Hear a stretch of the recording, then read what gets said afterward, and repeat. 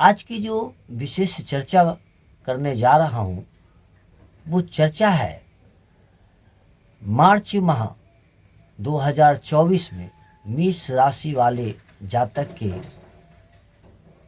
जीवन में क्या फलाफल होने वाला है। हम चर्चा करेंगे आपके व्यक्तित्व के संदर्भ में, आपका शिक्षा के संदर्भ में, आपका प्रेम प्यार वैवाहिक जीवन, भाग्य, कैरियर, व्यापार, इन तमाम विषयों पर बिंदुवार चर्चा करेंगे। आप अंत तक बने रहेंगे हमारे साथ, क्योंकि अंत में मैं कुछ उपाय बताऊंगा जो आपको फॉलो करना चाहिए। क्योंकि गोचर के परिवर्तन का प्रभाव प्रत्येक जीव के जीवन में पड़ता ही पड़ता है और ये जन्म की राशि चंद्र राशि पर आधारित रहता है। जो व्यक्ति स्वयं का कुंडली का विवेचन कराना चाहते हैं या स्वयं के हस्तरेखा ज्ञान के द्वारा स्वयं के विषय में जानना चाहते हैं, स्वयं के जीवन से संदर्भित जो भी समस्या हो उसके विषय में यदि आप जानना चाहते हैं तो आप इसका लाभ घर बैठे भी उठा सकते हैं। वीडियो के डिस्क्रिप्शन में हमारा नंबर दिया है, आप संपर्क कर सकते हैं, बशर्ते जागना आपको हो। चलिए जानते हैं कि मार्च माह में ग्रहों का गोचर में क्या स्थिति है। तो सर्वप्रथम गोचर में मेष राशि वाले जो जातक हैं उनके प्रथम भाव में गुरुदेव विराजमान है, छठा भाव में केतु देव विराजमान है और अष्टम भाव में चंद्रमा देव विराजमान है और दसम भाव में मंगल देव के साथ शुक्र देव विराजमान है और एकादश भाव में सूर्य देव, बुध देव और शनि देव विराजमान है और द्वादश भाव में राहु देव विराजमान है। ये रही मेष राशि वाले जातक मार्च माह में ग्रह की स्थिति। अब चलिए आगे मैं संक्षेप में आपके व्यक्तित्व का मैं चर्चा करता हूं कि ऐसे जातक का जो स्वभाव होता है वो गर्मजोशी होता है, काफी ये ऊर्जावान रहते हैं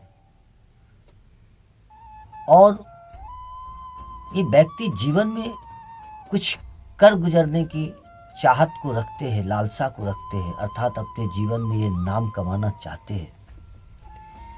लेकिन ये अपने जीवन में तमाम सुख सुविधाओं को अवश्य को प्राप्त करना चाहते हैं, ये इनको चाहिए अर्थात चाहिए। तो पहला संघर्ष तो इसके लिए ही रहता है। चूंकि ज़्यादा ये जीवन में सफल नहीं होते हैं, अर्थात काफ़ी उच्च पद पर पहुंचने में इनको काफ़ी संघर्ष करना पड़ता है और बहुत लोग तो असफल भी हो जाते हैं। तो स्वभाव इनका काफ़ी उग्र रहता है, क्रियाशील है। ये अपने जीवन में इनको कुछ न कुछ विघ्न बाधाएं से सामना लगातार करना पड़ता है और मानसिक रूप से यह हमेशा एन केन प्रकरण उलझे हुए होते हैं। चूंकि पराक्रमी होने के कारण ये अपने एफर्ट से जीवन में आगे बढ़ते हैं और जो इनकी प्रथम अभिलाषाएं होती है जीवन में सुख सुविधा वैभव को प्राप्त करना, वो बहुत हद तक उसमें ये जाकर सफलता प्राप्त करते हैं। चलिए आगे जानते हैं स्वास्थ्य कि आपका स्वास्थ्य इस कालखंड में कैसा रहेगा। तो चूंकि प्रथम भाव स्वास्थ्य का होता है और प्रथम भाव के स्वामी देव मंगल देव हैं, जो कि द्वादश भाव में शुक्र देव के साथ मकर राशि में विराजमान है, जो उच्च के होकर केंद्र भाव में है, जो लेकिन 16 मार्च को मंगल देव एकादश भाव में चले जाएंगे। अगर मैं स्वास्थ्य की दृष्टिकोण से बात की जाए तो काफ़ी बेहतर है ये माह, कोई चिंता की बात नहीं है, कोई परेशानी की बात नहीं है, काफ़ी बेहतर वक्त है,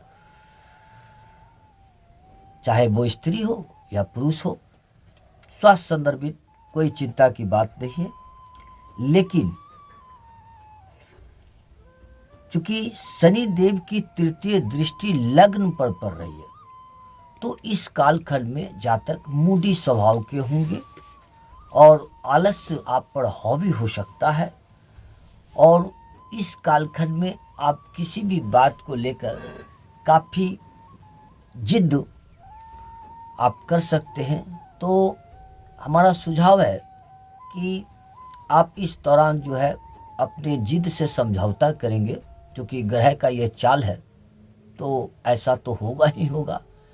अगर आप इस पर सफल होना चाहते हैं तो मानसिक रूप से थोड़ा इन तमाम बिंदुओं पर समझौता करना होगा। चलिए अब आगे जानते हैं शिक्षा इस कालखंड में विद्यार्थियों के लिए शिक्षा की स्थिति कैसी रहेगी। तो शिक्षा का भाव प्रथम भाव होता है जिसके स्वामी बनते हैं सूर्यदेव, जो कि एकादश भाव में सूर्यदेव विराजमान है। और 15 मार्च को ये द्वादश भाव में सूर्यदेव चले जाएंगे। तो जो विद्यार्थी है उनके लिए 15 मार्च के पूर्व का जो पीरियड है वो काफ़ी बेहतर है। आप पढ़ेंगे तो मन लगेगा, ऊर्जावान होकर पढ़ेंगे, जो ड्रीम है वो ड्रीम आप पर हावी रहेगा, ड्रीम के अनुरूप आप कार्य करेंगे और आपको स्वयं अपने मेहनत पर गर्व होगा और स्वयं संतुष्टि का अनुभव करेंगे। लेकिन 15 मार्च के बाद आपका शिक्षा व्यवस्था भंग हो सकता है, आपका माइंड डाइवर्ट हो सकता है, आप स्वयं में हेजिटेशन अनुभव कर सकते हैं, आप कोई प्लान एजुकेशन को लेकर अपने प्लान में चेंजिंग कर सकते हैं। तो यदि कोई ऐसा ड्रीम है तो ये 15 तारीख के पूर्व कर ले, ये बेहतर पीरियड है। और इस कालखंड में यदि कोई एग्ज़ाम वगैरह दे रहे हैं तो बेहतर रिजल्ट की संभावनाएं दिखती है। लेकिन 15 मार्च के बाद का जो वक्त है वो आपको शिक्षा प्राप्ति में कुछ न कुछ विघ्न ऑब्स्टेकल वो देगा। इसलिए मानसिक रूप से आप तैयार रहें और अर्थात आप वो एफर्ट लगाकर अपने शिक्षा को पूर्ण करें।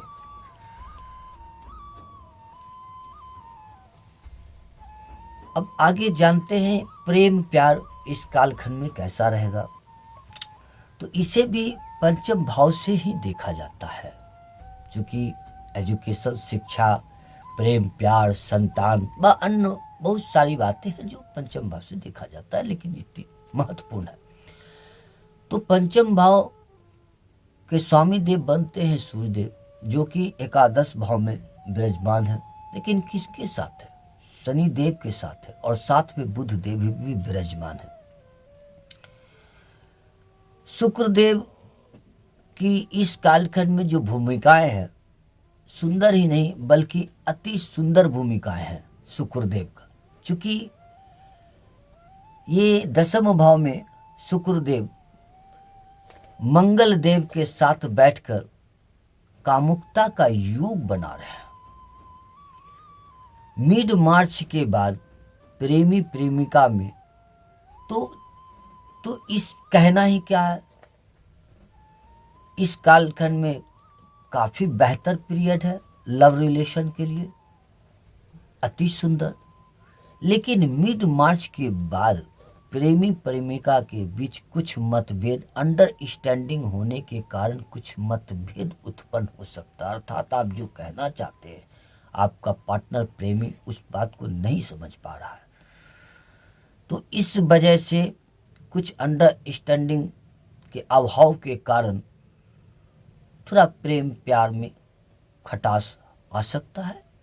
यदि आप स्त्री है तो पुरुष से, पुरुष है तो स्त्री से, तो आप विशेष ध्यान रखें।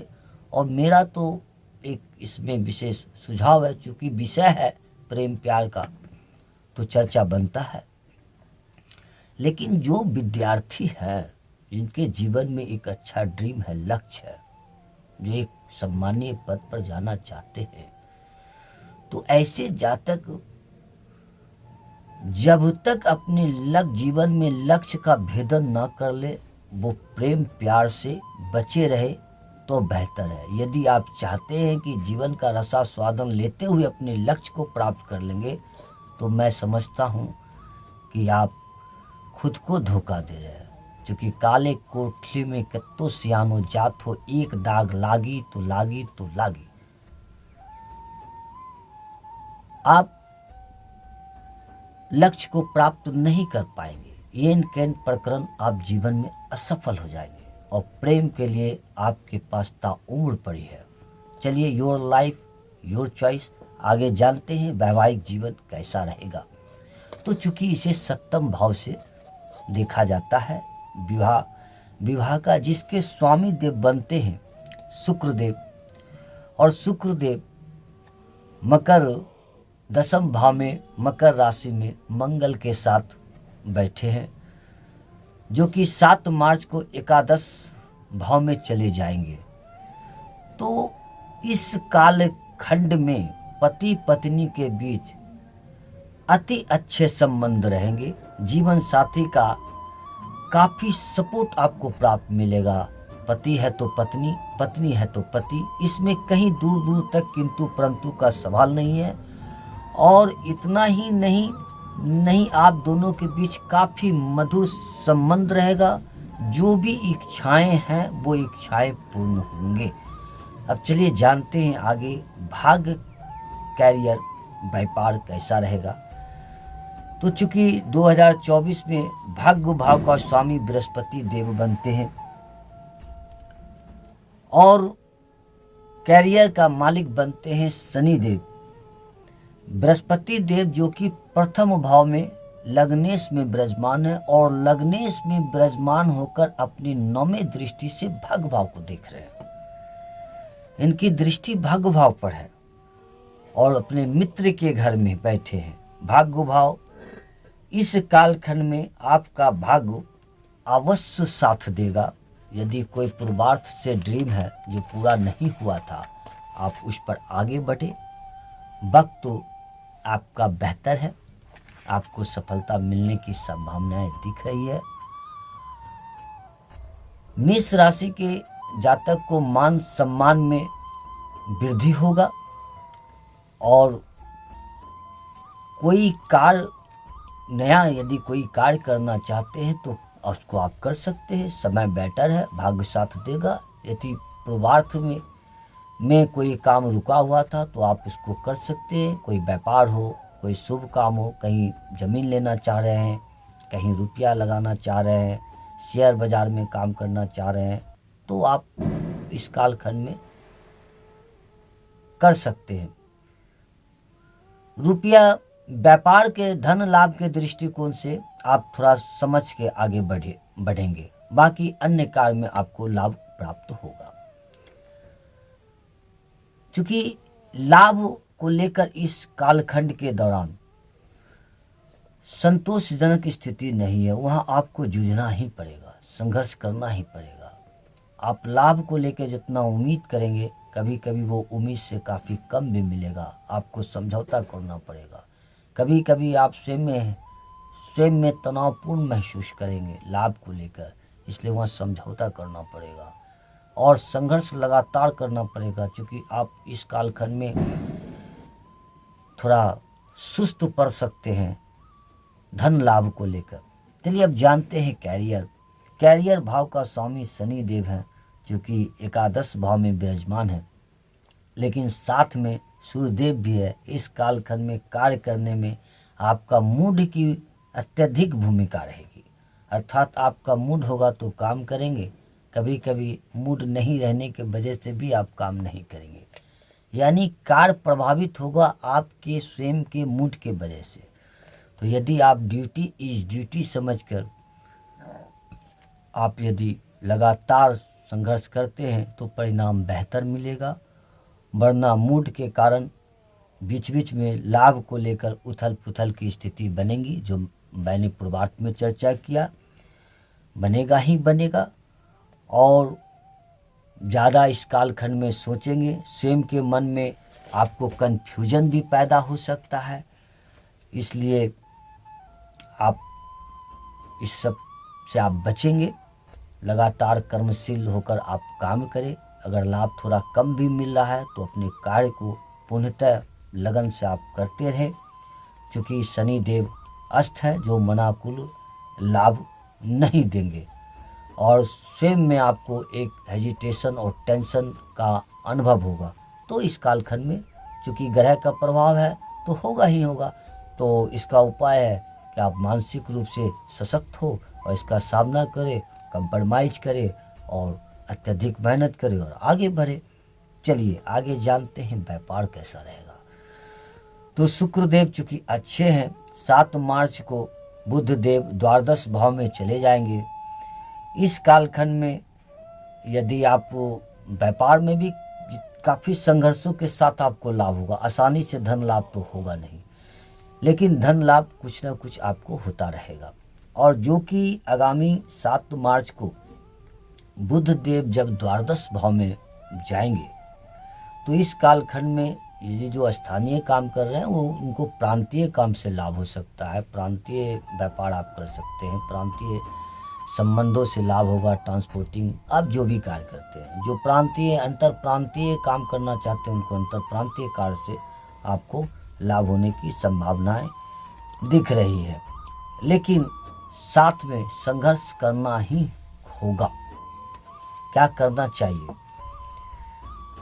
तो इस दौरान आपको प्रत्येक दिन हनुमान चालीसा का पाठ करना चाहिए। ओम क्रांग क्रीं क्रौं सह भमाय नमः, इस मंत्र का जाप 27 अर्थात 27 बार आपको अवश्य करना चाहिए। अर्थात कि हनुमान चालीसा का पाठ करें और अंत में 27 बार इस मंत्र का जाप करें और प्रत्येक सोमवार को भगवान शिव जी का जल दे और उस जल में थोड़ा दूध मिलाकर पहले शिव जी को जल दे और फिर दूध देने के बाद अर्थात तो दूध मिला हुआ जल देने के बाद फिर गंगा जल अथवा जल भगवान शिव को चढ़ाए। इससे जीवन आसान हो जाएगा। सब्सक्राइब करेंगे, लाइक करेंगे, मित्रों के साथ शेयर करना ना भूलेंगे और इसी तरह आप बने रहेंगे हमारे साथ।